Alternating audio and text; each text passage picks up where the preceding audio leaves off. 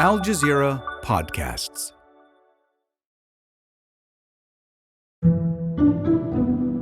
After more than 100 days of war, Palestinians in Gaza are exhausted.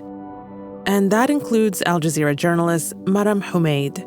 I'm struggling to find the basic needs for my children, especially the baby. We're not doing well. This is very difficult, and people outside Gaza should act. She's among the hundreds of thousands of displaced Palestinians in southern Gaza. Actually, I'm desperate, and I cannot appeal anyone because I lost my trust in the world, and no one wants to do anything for us. The ceasefire Palestinians are calling for is still up in the air. It's pending a deal between Hamas and Israel. Negotiators have met in Paris to discuss a deal between Israel and Hamas that could see hostages released and an extended ceasefire in the Gaza Strip. The death toll in Gaza now exceeds 26,000. As officials negotiate a deal, how long can Palestinians in Gaza wait? I'm Malika Bilal, and this is The Take.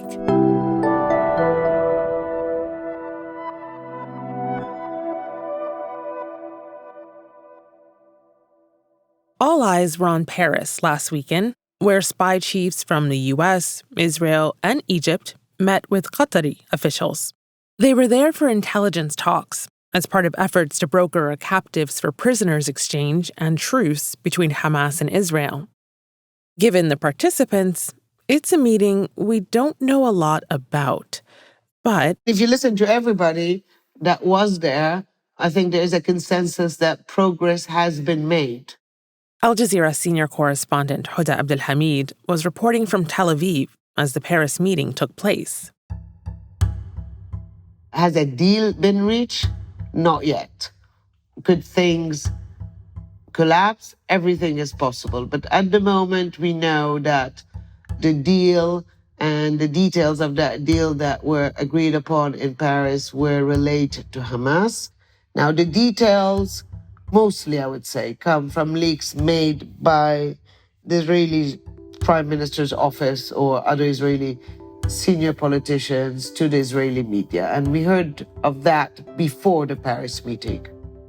The deal Hoda is talking about is a framework for the negotiations between Israel and Hamas. So it would be a ceasefire that would be between a month to 2 months. During that ceasefire, there will be an exchange of captives held by Hamas versus Palestinian prisoners held in Israeli jails. A bit similar to what happened back in November 2023, but at a larger scale and over a longer period of time. On the second day of the temporary ceasefire, Hamas released 13 Israeli captives and 4 Thai nationals. In exchange, the Israelis released 39 Palestinian women and children from their jails. So you'd have this staggered exchange, starting with women and children held by Hamas, then the elderly, and then the rest of the captives, including the dead bodies that Hamas holds. In exchange, hundreds of Palestinian prisoners, political prisoners, should be released.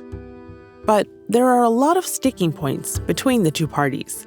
Here's Hamas Political Bureau member Mohammed Nazal speaking to Al Jazeera as he laid out the movement's demands on Tuesday. We want a permanent ceasefire. Secondly, we want Israeli withdrawal from Gaza Strip. Without Israeli withdrawal, we can't also accept this new deal or new proposal. Thirdly, we want to allow the humanitarian aid enter Gaza Strip because our people, they are suffering. But Israeli Prime Minister Benjamin Netanyahu is adamant that the war should continue. The Prime Minister said that the country was at war and that the stated aim and goal of this war is to completely destroy Hamas capability in Gaza and make sure that Hamas never rules Gaza again. On Sunday, Netanyahu's office described the Paris meetings as constructive, adding that there are still significant gaps. But by Tuesday, he was saying something different at an academy in an illegal Israeli settlement in the occupied West Bank. We will not withdraw the army from the Gaza Strip, and we will not release thousands of terrorists. None of this will happen. What will happen? Total victory. He has the backing of his people. A recent survey by the Tel Aviv University showed that 94% of Israeli Jews think that Israel has used the right amount of force in Gaza. And about 75% of those think that the number of civilian casualties is legitimate because Israel has to achieve its goals. So he knows he has that support. But on the international level, he has less support because there is pressure from Washington, from Western powers, from Saudi Arabia, from Egypt, from Qatar, to talk about the day after, to restart the political track, to bring about eventually a two-state solution that will give Palestinians the right to self-determination. And that is something the Israelis will not accept at any stage, and they're dead set against it. If you're having difficulty parsing how likely a deal is, you're not alone. The momentum from these talks has been going up and down.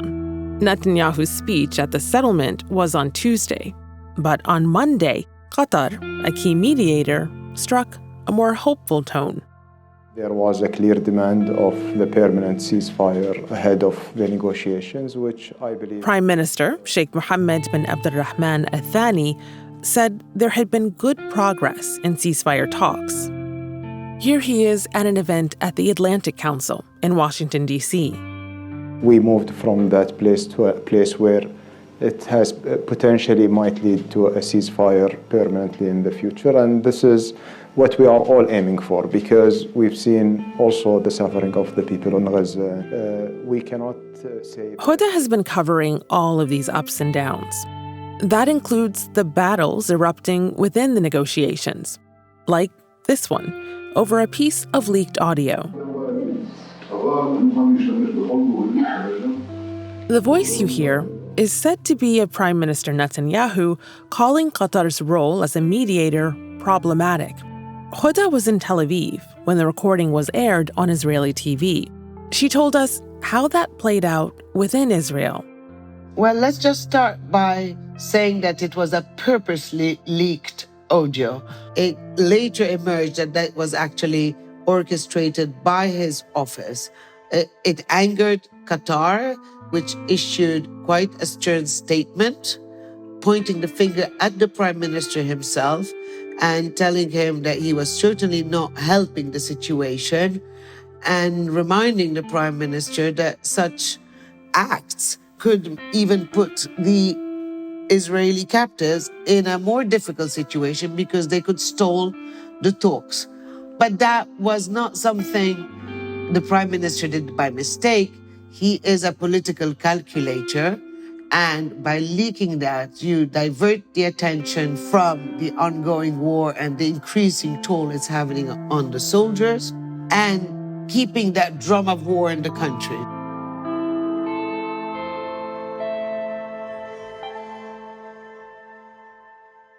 But how long can the displaced and starved people of Gaza wait before a ceasefire is reached? That's after the break.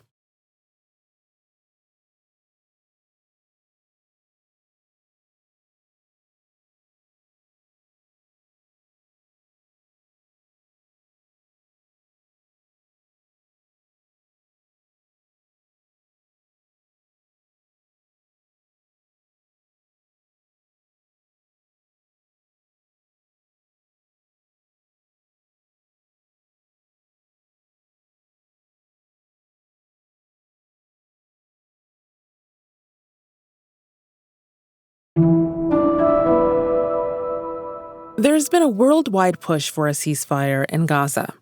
And for many Palestinians, a case at the International Court of Justice seemed like it might offer that hope. South Africa wants the UN's top legal body, the International Court of Justice, to order an immediate ceasefire in a case being brought under the Genocide Convention. But the ICJ didn't order a ceasefire. Instead, last Friday, the court ordered Israel to prevent acts of genocide against Palestinians and do more to help civilians. It was a blow to the hopes of many Palestinians in Gaza. Al Jazeera journalist Maram Humaid is sheltering with 80 other relatives in southern Gaza. She spoke last week to people glued to the radio, waiting for the court's decision. I headed to the Al-Aqsa Martyrs Hospital in Gaza, in Deir al-Balahir, and people were wearing their earphones, listening to the radio that was airing the court session.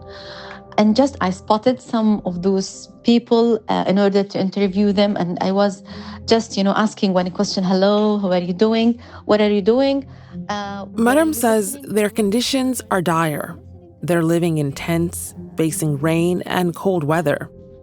As the ICJ was meeting on Friday, ambulances were bringing the injured to the hospital where she was reporting.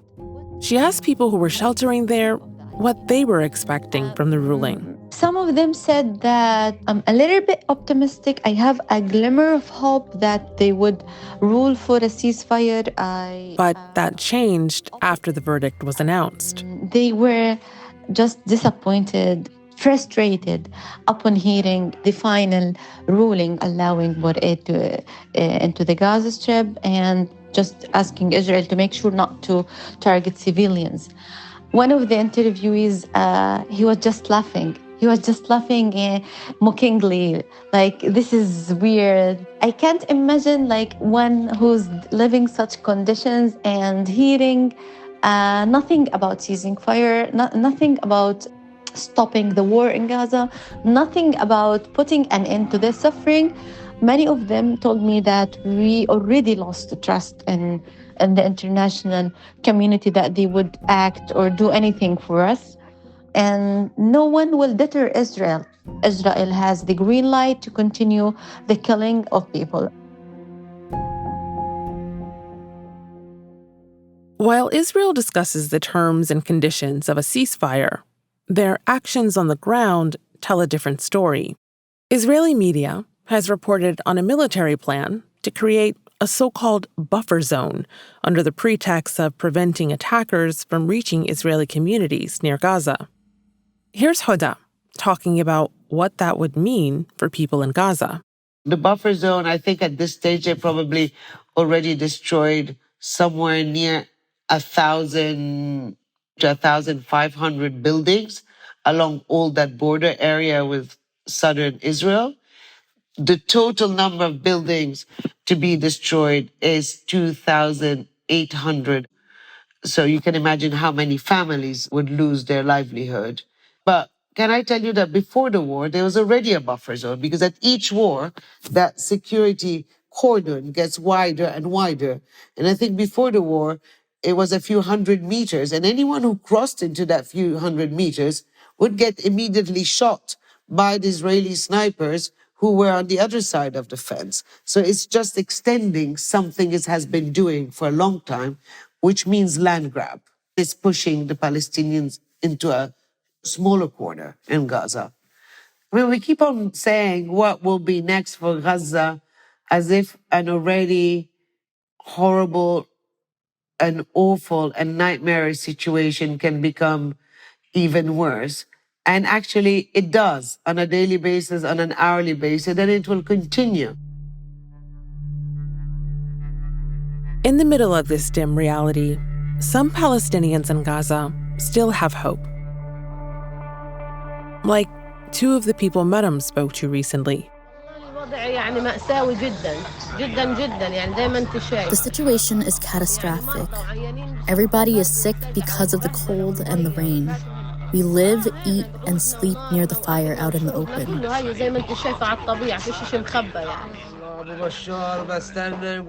I'm waiting for the politicians to say there is a truce so that we can go to our homes. I have hope. God willing.